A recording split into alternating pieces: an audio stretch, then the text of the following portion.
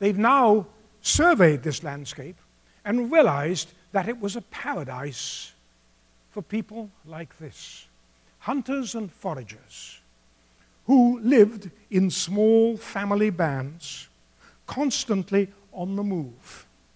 These people lived in a very watery environment. They lived largely off fish, game, birds, and plant foods, and from a very early age spent most of their lives in dugout canoes. Above all, they lived in a changing landscape, because between about 15,000 years ago and 5,500 BC, the North Sea flooded. It flooded because of rising sea levels, because the most rapid rise in sea levels after the Ice Age was from about 15,000 years ago up to about 6,000 years ago, 4,000 BC. And by 5,500 BC, it had vanished. Which raises a fascinating question. What did the people do? This landscape they lived in was changing so rapidly that one archaeologist has pointed out that if you were born in a bay like this, and you died in your late 20s, the life expectancy at the time was probably about 28, you would be looking out as you died at a completely different landscape.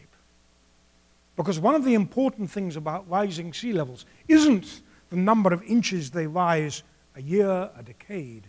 It is the amount they spread.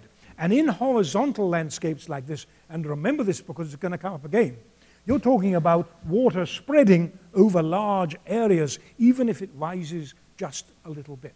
And there are places here where they estimate that the water's edge changed a mile or more a year. And thousands of people lived here. And they lived in small family bands. Maybe, in the course of a lifetime, you only saw 35 to 50 people, other than your family. We see more people just walking down the street here in a minute than many people saw in a lifetime. But these people were highly adapted to this environment. They were adapted because they could move. And they moved effortlessly with the seasons, with the rising water, with the tides, with the availability of food.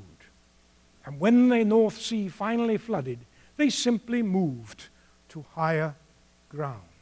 They were living in a world where the total population of the whole world was probably a few million. There was lots of space. And ladies and gentlemen, to make another very important point, I want you just for a moment to contemplate how many people were around when you were a kid. I'm 77, and I can remember the 50s and 40s when the world was noticeably less crowded. And this has increased our vulnerability. One of the lessons is the more people on the earth, the less flexible we can be.